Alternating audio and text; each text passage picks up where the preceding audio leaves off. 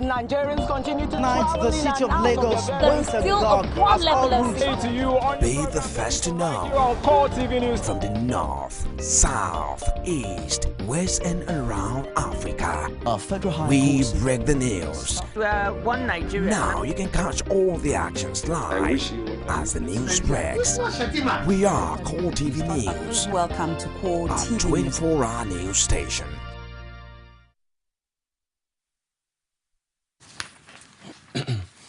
Thanks for staying with us. You're still watching Core Digest on CORETV News.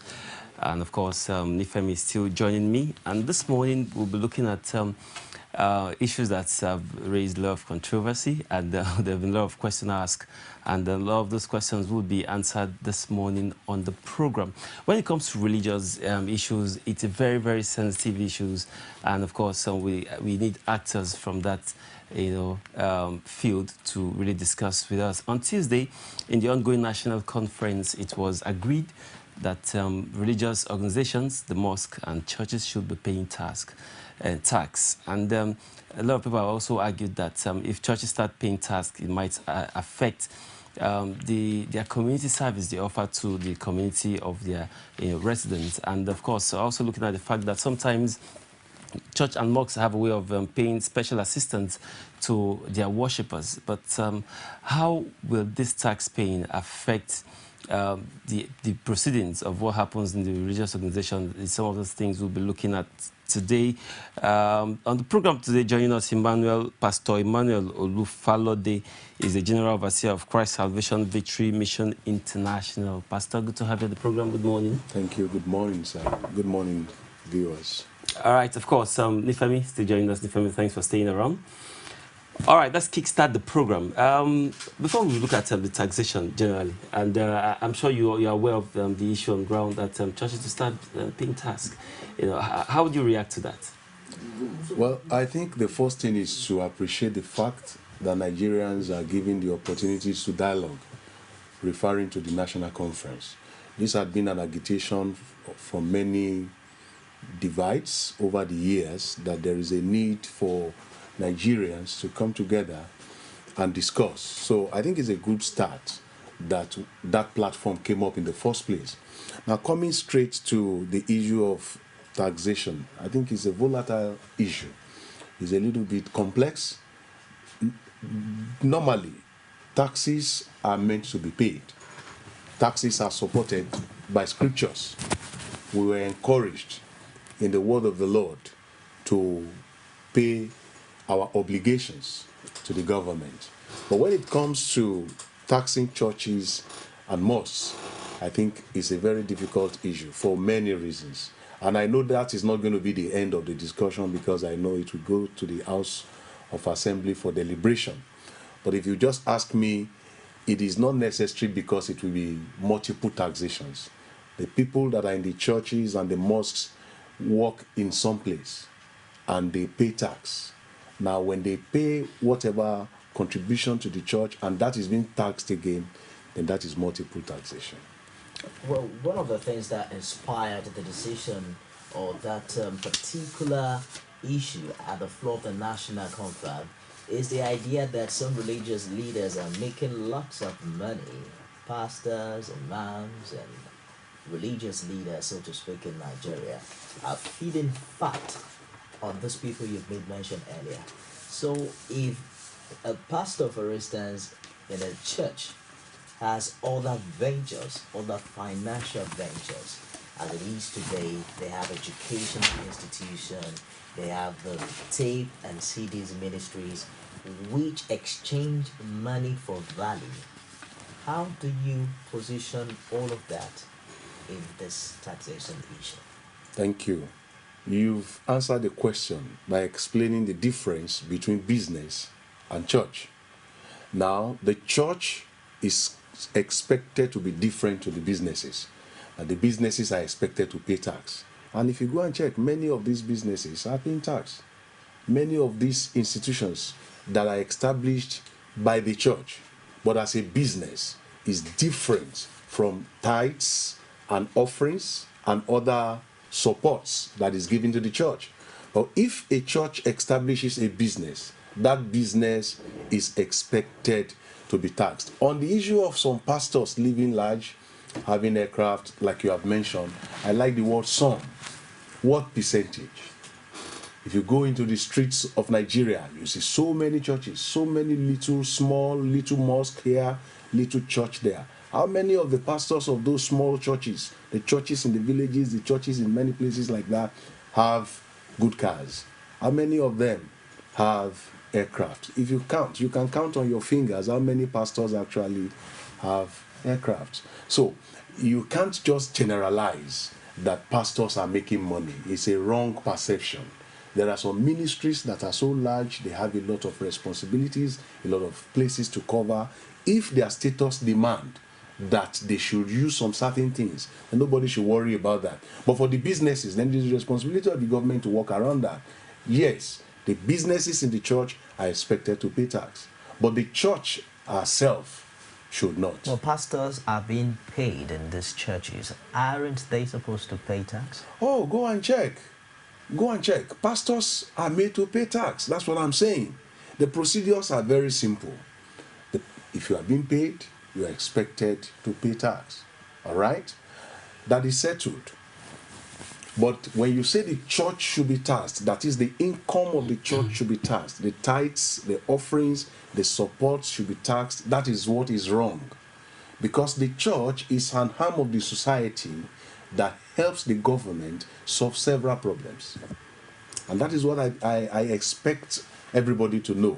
The mosques, the same. Because there are so many societal issues, family problems that will not get to the government that comes around. In fact, it will interest you to know that sometimes, because people just focus on some few ministries that are mega, that are big, there are so many mosques, so many churches in little corners here and there, and they help in solving people's problem, paying people's house rent, helping people to pay their children's school fees, helping to feed and to solve that. Sometimes even the collection in some of these churches would not meet the needs. Now, sir, let me hold you there. You made mention of multiple taxation, yeah, and I think we should differentiate them, because I think in church they have like the general offering, the tithes, and there's a free that can be seen as one of the income, or one of the generated income of the church, where money can be used to take care of some other things. And then there's also a free will donation, or where things can be done like free will, or you sow seed and all of that. Now, don't you think it should be defined, like the tithes and the offering should be taxed, while the other ones that are kind of free will should be tax exempted? Thank you. By the laws of the land that establishes churches through Corporate Affairs Commission, the church is recognized as a non-profit making organization. But is that a situation that we have in our hands now? Sure. The church as a body is not a money-making organization. A profit-making organization. That does not mean that the church will not have money to run our programs and activities. Because the church is not just about physical structure, it's about people. People from diverse backgrounds and different levels of society. Like the churches in the cities, the kind of people that are there, the level of their income may be different to that of those in the villages. You understand? So the volume of income in one church may be different to that of the other church because of the kind of people there. So when we say the church is not a profit-making organization, we are not saying there will be no money in the church, because without money, the church will not be able to fulfill our visions, aims, and objectives. All right. So, but like you said, that the collection should be separated, the tithes, the offerings, it cannot really work that way, because each of these incomes has specific purposes for which they were contributed. And mind you, the people contributing these monies to are not fools. They are enlightened people. They are not forced. They are not under spell that they must contribute. So when they give to God, the money is believed to be given to God and trusted into the hands of the pastors. Now, I agree with you that there could be mismanagement of funds. Now, God holds every pastor responsible, because you are expected to be accountable for whatever income that comes to the church. No pastor has the liberty to mess up with the finance of the church. Let me cut you short a little there. You said giving to God.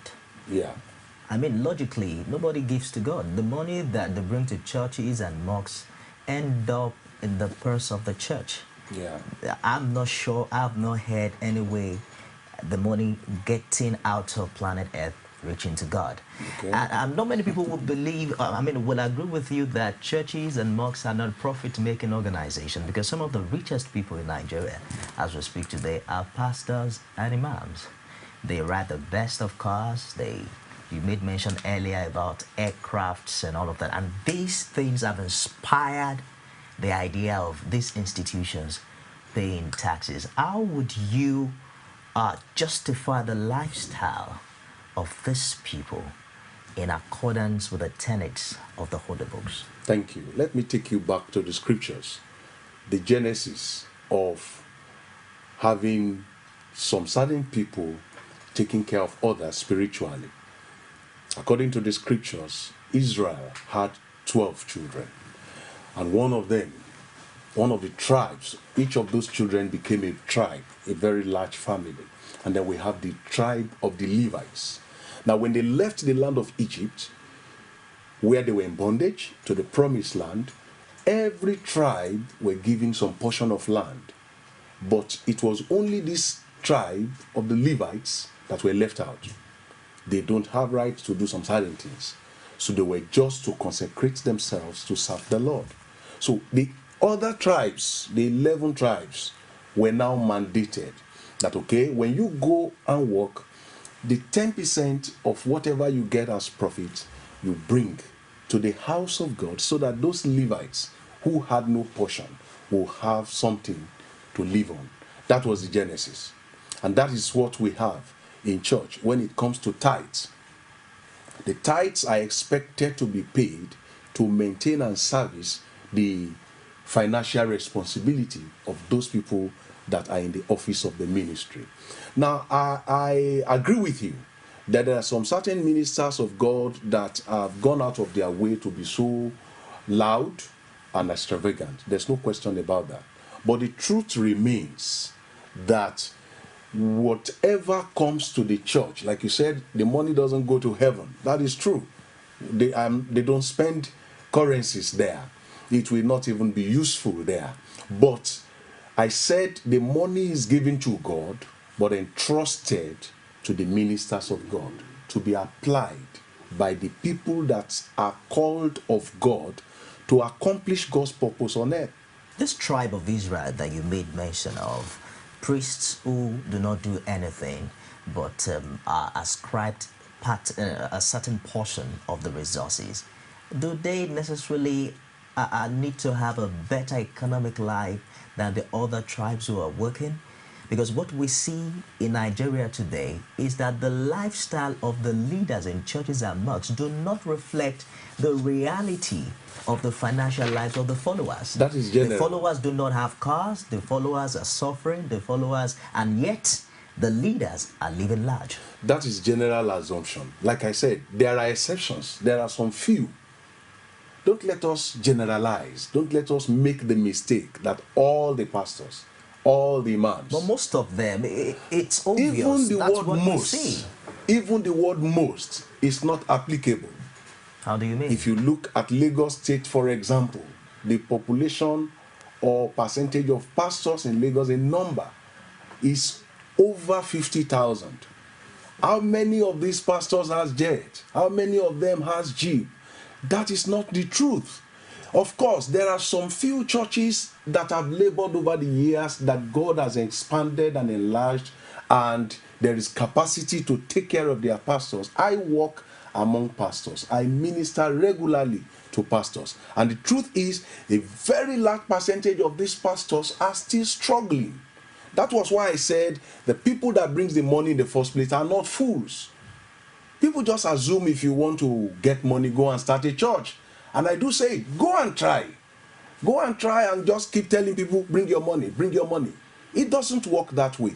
It is true. There are some leaders, there are some pastors that are not setting good examples, that are living larger than life, that are not really affecting the society. There are some few ones like that. And there are some other few ones that are considered to be flamboyant. But if you go back and check the record, if you go back and look at how long these leaders have been in ministry, if you go back and check what they have gone through before they got to where they get to, some of them, these cars you are talking about, come as gifts from the member. The first car I ever used came as a gift from somebody I had never even met. So if somebody now sees me in the car, he says, I am living a larger than life. No. There are some people that does that. But as long as there are members of your church who do not have vehicles, and then you ride the vehicle, then you're living a larger than their lives. No. In court. It doesn't work that way, because the people that are members of the church that are also getting themselves involved in the society, doing one thing or the other, God blesses them. They buy their own cars. So if you come to my church, you see people that has their own cars. And that is how it works. The church is meant to empower the people, to teach them about the things of heaven, to teach them how also to be effective and useful on earth, to be productive. The Bible is the best book about success, about leadership, about integrity, about business. So when you come to church, you are expected to be taught, you are expected to be guided, you are expected to be prayed for, so that your life improves better than what it used to be. Now, talking about taxation generally, we've seen that, and impartation. One of the things you said is that church also impacts the people. No doubt about that. But how would you say the church has really affected the people when we look at the fact that religious organizations own the most expensive schools in Nigeria?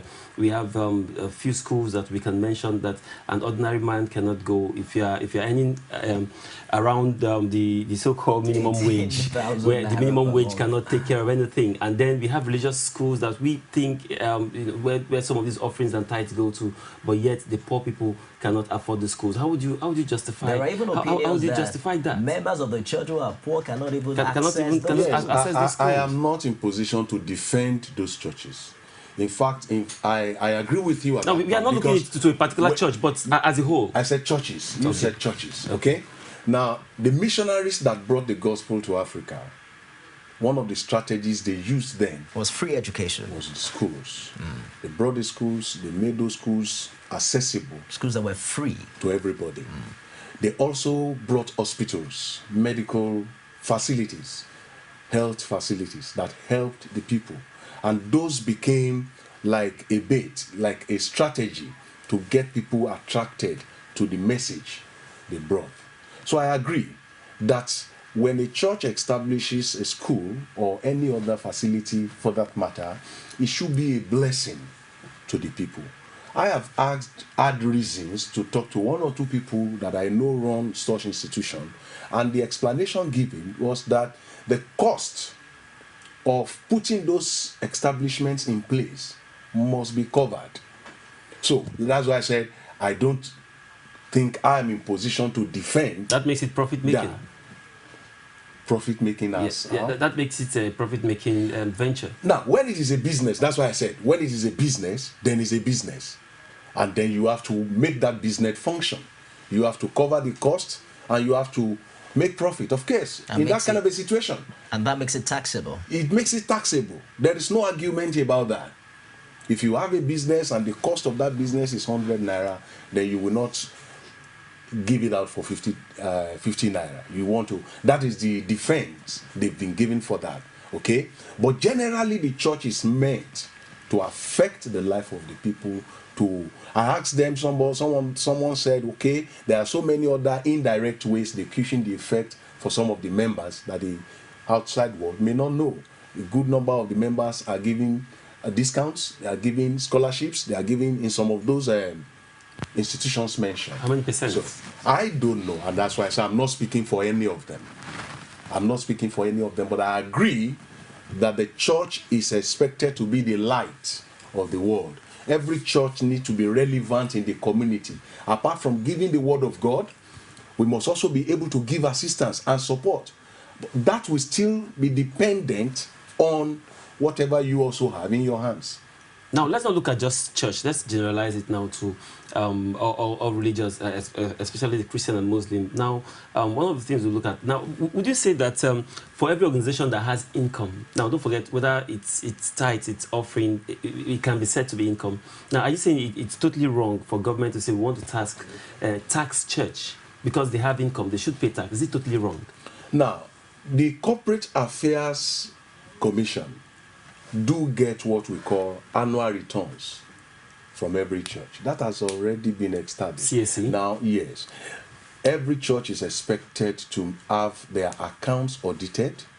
At the end of the year, the recommendation of what is to be paid as annual returns will be paid, okay, on the church activities.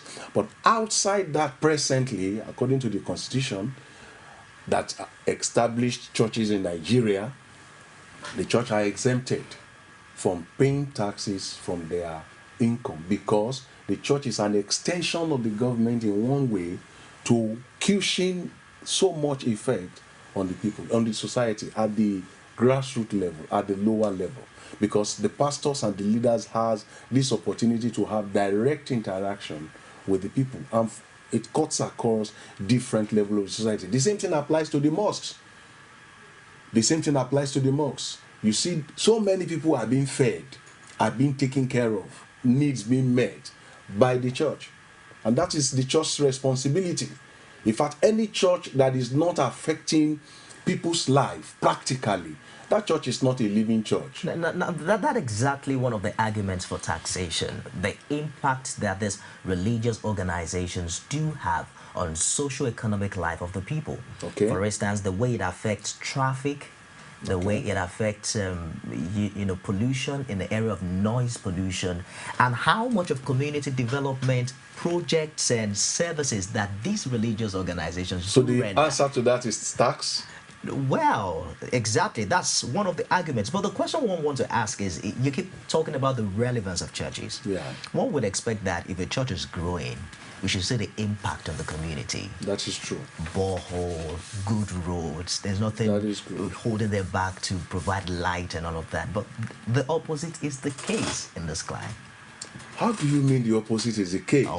Now, the truth is they are too obvious to see. There are so many ministries in the last few years in particular that has come to understand the importance of community relevance. The scale may be low, but I can tell you in the last few years, a lot of churches are waking up to that. I have a book written on that, The Community Pastor, the Community Church. That if you're a pastor, you must not just pastor the members in the four walls of your church, but the entire community. And if the church is in that community, the church should have responsibility. There should be something that you are doing apart from preaching that is affecting the life of people. So that understanding is coming up. And if you check around, it's just because, take Lagos for example, it's a large place. And when you see a church do something little here and does something little there, you don't expect them to go out there and start to make noise about it. In fact, you defeat the purpose of what you are doing. Sometimes, okay, we have ministries that does that. When they give rise to people, they come and show it on television. When they give support to people, they come and show it on television. But so many ministries, they are behind Matthew chapter 6, where Jesus said, if you give support, sometimes you don't even talk about it. Sometimes you give assistance. But sometimes you do some kind of community project that everybody talks about at whatever level. But there are so many ministries that are doing boreholes, that are doing roads, that in our ministry we established a maternity center that will also start operation and is going to be free. Do you agree that not all religious bodies do that? Yes, I agree. I agree. Possibly that's why they should be taxed, to make it regulated and make it compulsory and obligatory on these bodies to do so. I agree with you that every Nigerian must be responsible in the area of paying tax. I agree with you. Every Nigerian. And the Bible supports that very, very clearly. That the governments that are established by the Lord. And therefore, whatever you are supposed to pay, you should pay. That is according to Romans chapter 13, verse 6. that you are supposed to fulfill those obligations as a Nigerian. And the church is in position to encourage their members to do that. Now, when the members pay tax to the government, after they have paid tax, they now bring an offering to the church, and you now want to come and tax that money that has already been taxed. That was why I talked about multiple taxation. Yeah, because it's coming to a fresh organization. Now, if the person, Fresh. if it's going straight to the market to get clothes, to buy food stuff, Okay. it's different. But now it's coming from one point A to point B. The point B should be taxed. Okay, he said it's going to a fresh market. Now, when you take your money, you know, money doesn't stay with anyone. When you take money, it has to go. It has to go somewhere, isn't it? Now, the church, by establishment, is an entity that is spiritual. And if you believe in God, if you believe in the dictates of the Word of God, you just have to let it go. You just have to look away from it. And that is what the government need to do. Now, let me also put this to you. We've seen a lot of churches coming out with, different things and community service here and there. But should this be passed to law, or by the time it's been ratified by the National Assembly, do you think churches should still continue with their community service? Should be passed as a law. Like, if it's confirmed that churches would be paying tax, do you think churches, or not just church now, religious organizations generally, both church and mosque, should still continue with their community service? They don't have a choice. They don't have a choice. Jesus said in Matthew chapter 5, you are the salt of the earth. You are the light of the earth. The church, whatever policy the government brings up, the church has that responsibility to affect and impact the lives of those people that God brings under them, to help them know the Lord. But apart from helping them to know the Lord, to help them become responsible citizens, people that can do something of value, that can add value to the nation. So whatever the church can do in that respect to help them become better, the church, whatever policy the government comes with, that is the purpose of the church. You agree that one of the reasons that this has come under some sort of searchlight is the level of corruption and sharp practices in these religious bodies. For instance, EFCC, of course, recently talked about investigating some cases of corruption in a particular church in Nigeria. What is being done in this religious body and society to cut down on these excesses? Because there seem to be more fake institutions, more fake religious bodies than the genuine ones. I agree with you, sir. The issue of corruption has been there in ages. Right from the scriptures, there are so many examples of people that are leaders that were corrupt. Even in the team of Jesus, a team of 12, there was a thief among them. 1 out of 12. Yes. Is that the position of things now? There seem to be 10 out of 12 in present-day Nigeria that are Judas. I don't know. Judases. I don't know. But I'm just agreeing with you that we have corrupt people that are occupying the seat of leadership in the church. That is true. There is corruption. And it must be dealt with. I'm just saying it's not new. Corruption has always been there, and we must stand. People of integrity must stand for integrity, and corruption must be dealt with, just like the case you mentioned.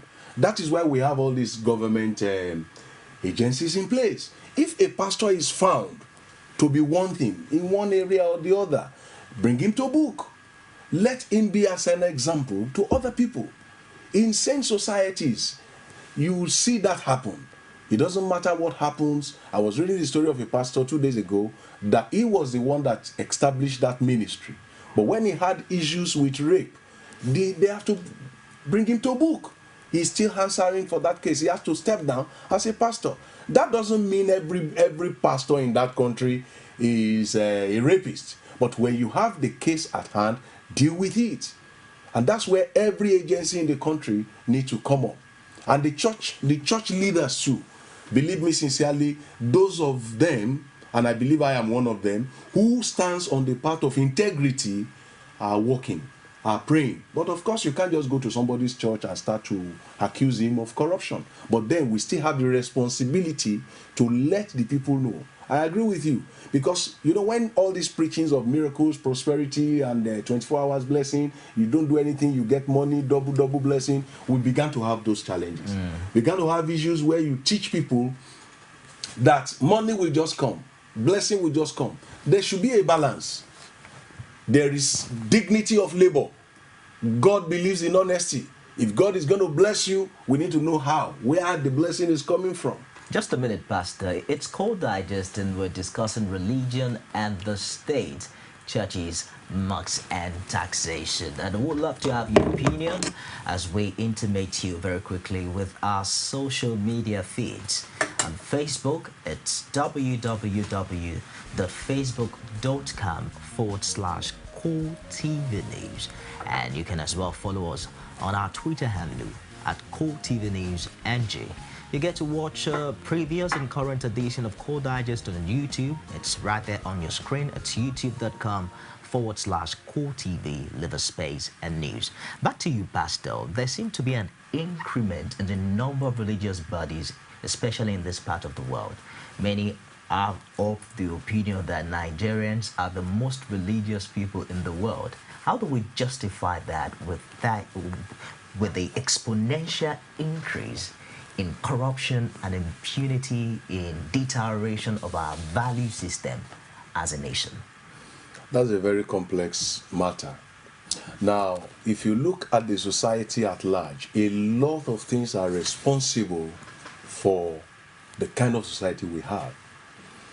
The young people of today have so many things to contend with that the whole school generation did not experience. When it comes to exposure, particularly through technology, what we see from other climes that is alien to our culture. You know, some few years back, nudity is a taboo, is forbidden.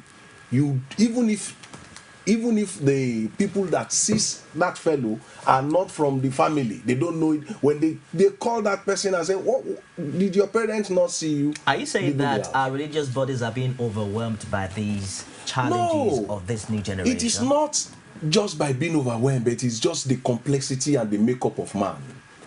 Man is created to be an independent being that has the grace and freedom and liberty to decide and does what he likes. So somebody can come to church, you teach the person, you preach, and he still feels he wants to do things in certain ways, and you cannot force that person. That's just what I'm saying. The churches are not enough. I've had so many people who say there are so many churches here and there, we are not seeing the impact, and every street, there's every church, all these mushroom churches, the pastors are looking for money, and so on and so forth. Of course, they have a point.